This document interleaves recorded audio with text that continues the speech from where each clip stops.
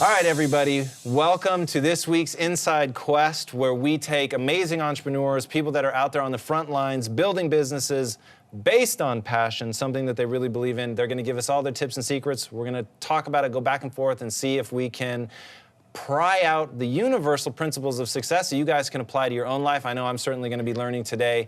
We have a phenomenal guest with us, somebody that I know personally, believe in as an entrepreneur, and I'm excited to sort of break ground here since I don't think the world's really seen that side of you, and it's a side that I find phenomenally inspiring, and I'm very, very excited to share with people today. Wow. Cassey Ho, Miss at Blogilates herself. Welcome. Thank you for having me. I think everybody watching is gonna know you. They're gonna know one side of your personality, and that's the high energy, the very bubbly, bright, inspiring Blogilates. But the side of you that I don't think they know is the very talented, hard-driven entrepreneur. Just to set the stage for everybody, since I know Cassey won't tell you herself, her social count sits at approximately 3 million. If you aggregate them all together, you have 2 million just on YouTube, which is absolutely astronomical. She got a full ride scholarship to college. She has a DVD series at Target. She has a whole system that's essentially you syndicated into 24-hour fitness where people are teaching hot Pilates that you have designed the whole course for, right? Craziness, it's craziness. You certify the instructors. And I have a surprise, which may be a surprise for you as well. You have a new book coming out. I do have that. I scammed this from Sam. So Sam, thank you very much, my man. Wow. When is this coming out? This is coming out on April 7th, and I have been working on that thing for 2 years. It's like writing a term paper for 2 years, except you kind of like it. No, just kidding. I really like it. It was just some parts took a long time and a lot of pushing from my editor. I can imagine. We'll get more into it in a minute. Okay. One thing, I just want to set the stage a little bit more for everybody. Okay. Going from wantrepreneur to actual entrepreneur, and that chasm, I think there's really two killers. Killer one is that you're afraid of failure, right? Pretty simple. Absolutely. And then fear two is you're in a group, a social circle that is discouraging it for whatever reason. I think you have some pretty awesome insights on both of those. Walk us through how you go from selling the chocolates in your high school to where you are today. As you know from Cooking Clean with Quest, I can't eat chocolate. So this is weird already, right? Like, why would I be selling chocolate as a kid? Well, what happened was my sister and I would always go trick-or-treating, you know, collect the candies and everything, and then we'd go home and have like, you know, 10 pounds of candy and I have no idea what to do with it. So being the creative person and, you know, I like to cook as a kid, I would just take all the candies, put milk and caramel, mix them together, and then turn them into these little balls. Then I'd wrap them in foil. Then I'd bring them to school and give them to my friends. And then they started liking them.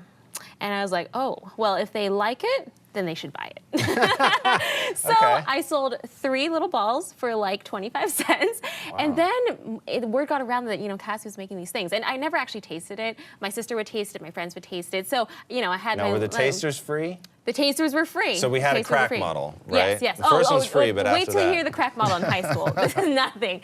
And so I ended up bringing this huge bag to school, maybe 60 cookies. And I swear to you, kids were so addicted to them that they had to have one every single morning or they would start acting funny. Really is a crack model. Yes, and so I ended up having 5 fellow students who sold for me too across campus. And we'd have distribution in the morning in front of school. And the model was, you sell 10 cookies, you get 1.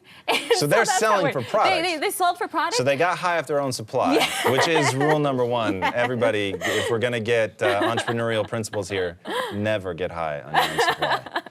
So that was basically the model, and it became so widespread across campus that I got shut down by the principal and all the school authorities, because obviously, you know, it was illegal, whatever. But the whole thing, eventually the story got me a full ride scholarship to Whittier College, where I studied biology. The thing that I found so interesting was I don't consider myself a born entrepreneur. And I don't know whether I should consider you a born entrepreneur. But hearing stories like that, it certainly leads me down that path. Do you consider yourself a born entrepreneur?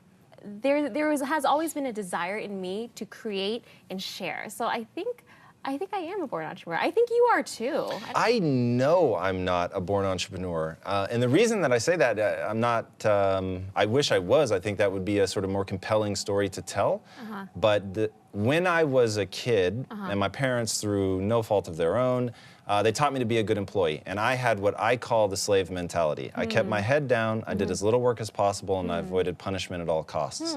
That's how I was in high school. That's certainly how I was in the jobs when I got out of high school. And at one point I said with pride, this hurts me to say now, but I'm the king of remedial jobs. And that was like, wow. hey, I can walk into like any... you actually said that? 100%. Wow. And I said it like it was something to be proud of. And that really was sort of one of those things that you don't think about until you start making choices later in life and you realize all the little things that you believed that were holding you back. And you hear people say things like, hey, if you chase your passion, the money will come. But that just seems so detached from reality. Right. And the words, even though they're true, because they are true, they become trite over time because no one ever tells you how to make that real. Hearing the story of you when your yoga bag made it into Shape magazine and you ran to Target, tell us that story because that reveals something that I think is so critical for entrepreneurs to understand. Yeah, so I have a degree in biology, which doesn't really have anything to do with what I'm doing today, maybe a little bit when I talk about nutrition, but that was because my parents, well, my dad specifically wanted me to become a medical doctor because in the Asian culture, you're not successful unless you're a lawyer or a doctor or an engineer. So my predestined path was medicine. My sister was supposed to be a lawyer. And so I was always doodling in my notepads and everything. I just had to get this creativity out of me. So I started designing yoga bags in college. And so I drew my own, and then I bought some fabrics in downtown LA, made one. My students really liked it, so I said, okay, business opportunity, made some more, and then we started selling online. We did all these weird SEO things. Like, we had no idea about SEO. I was like, somebody please just find this yoga bag.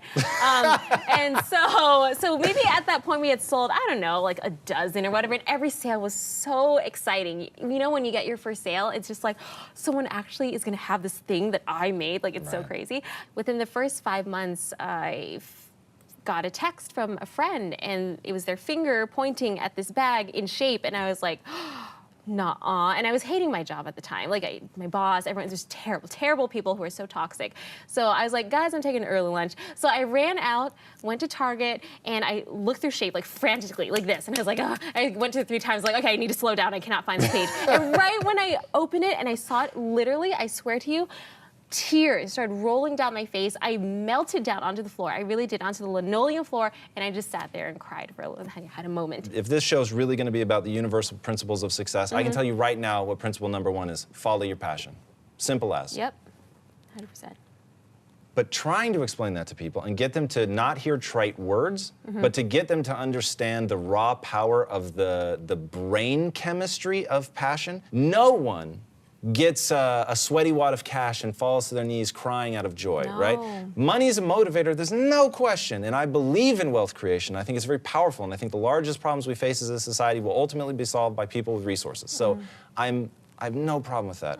I'm just saying that if you're going to chase something, chase your passion, and then make money come out of that. One of the things I really want to talk about today, and I think so many people might be set on a different path if they can really hear the words that you'll say, that you rebelled intensely for a very long time until you finally broke the shackles. Because there was a great moment where you were saying, I was crying a lot because I didn't know how to make myself happy and my parents happy. But at that moment, most people, they're overwhelmed by guilt. You weren't. You were overwhelmed by moving towards what you found joy in. I really did not know how to make my parents happy and myself happy, and I was like, this is gonna sound really bad, but it's like, either one of us needs to die or at least it's not gonna work out. Like that's how intense to me it was. I was like, I just don't know. And it's very interesting because I just had a conversation with a blogger friend from another Asian family.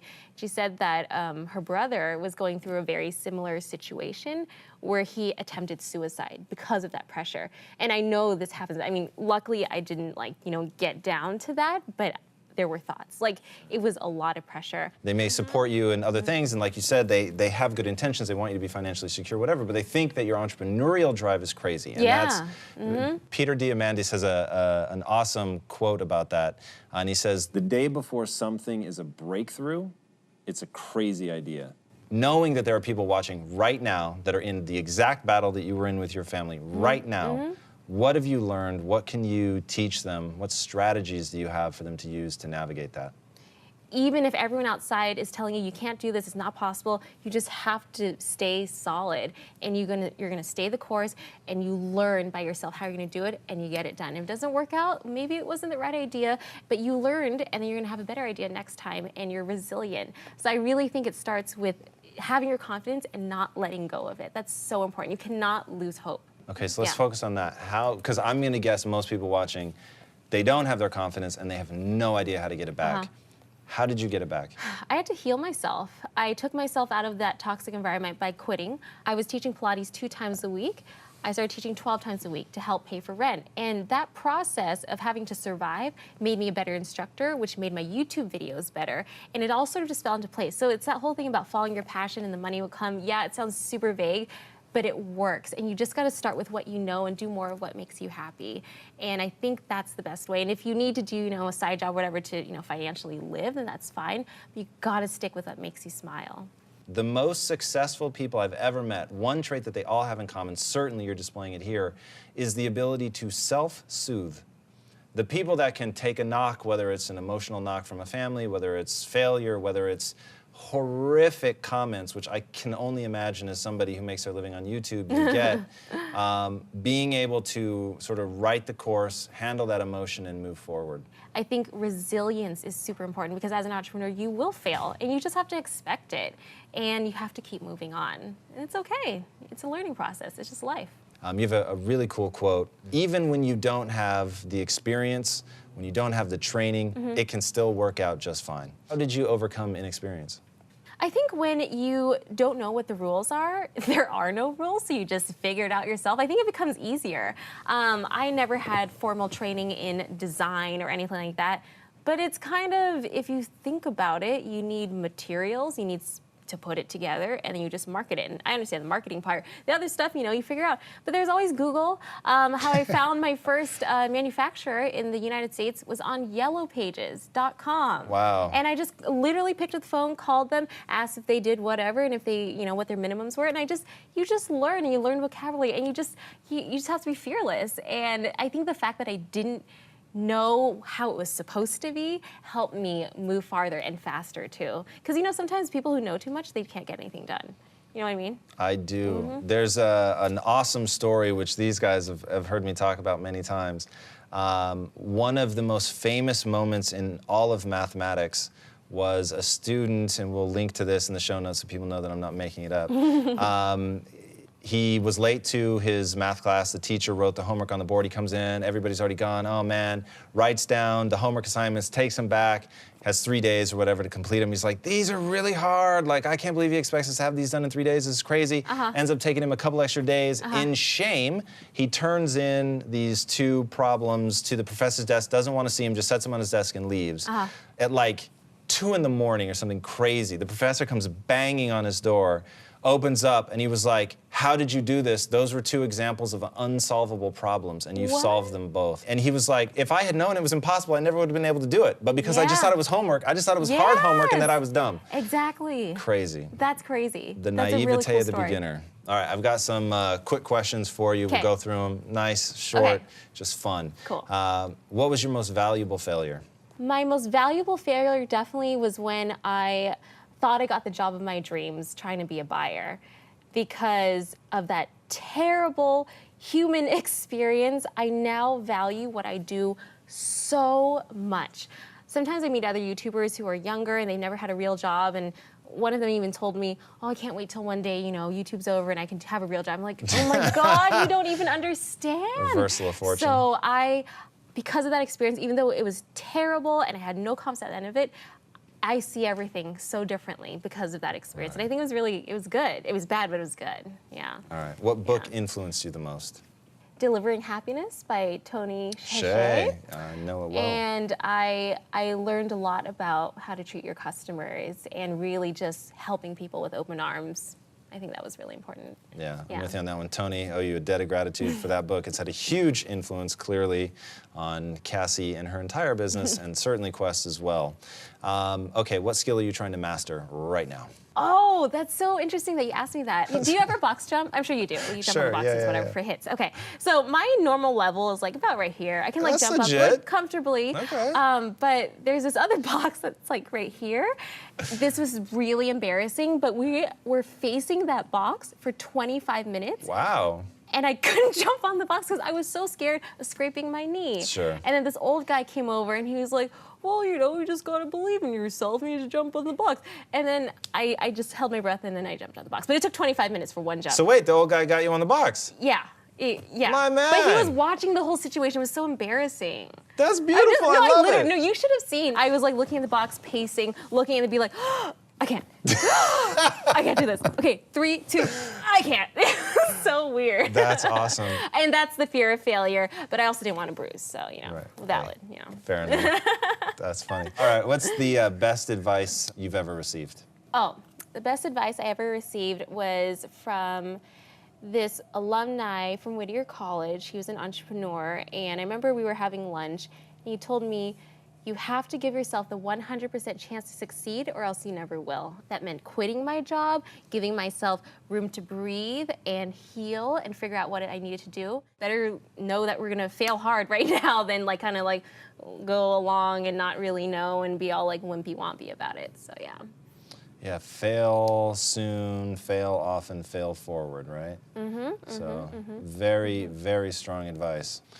All right, for everybody at home keeping score, I think we've touched on a lot of useful information for anybody out there that's trying to build your mindset towards becoming an entrepreneur or just furthering your career if you already are an entrepreneur. The most fundamental to me, the thing that I was most excited to talk to Cassey about is definitely passion. And I think that's a big part of her success. And when you look at the companies that are really doing great things today, I think that's one thing that they always share. The other thing is grit, understanding that perseverance has been a key to your success. Knowing that whatever you want to do in life, you may not be good at it today, but that is not a reflection of who you can become. You can learn anything. And once you believe that, once you really believe that any skill is yours to acquire, any skill. And I don't care whether that's martial arts, you don't know how to fight, you want to learn how to fight. I don't care if it's advanced mathematics. You can learn it. Cassey, again, thank you so much for coming on the show. Thank you. You are an incredible human being, and I'm grateful for your time. We both are. Thank you. I appreciate it. All right, guys, we're here every week. Be sure to subscribe right here, and we'll be waiting for you when you get back. Till then, take care.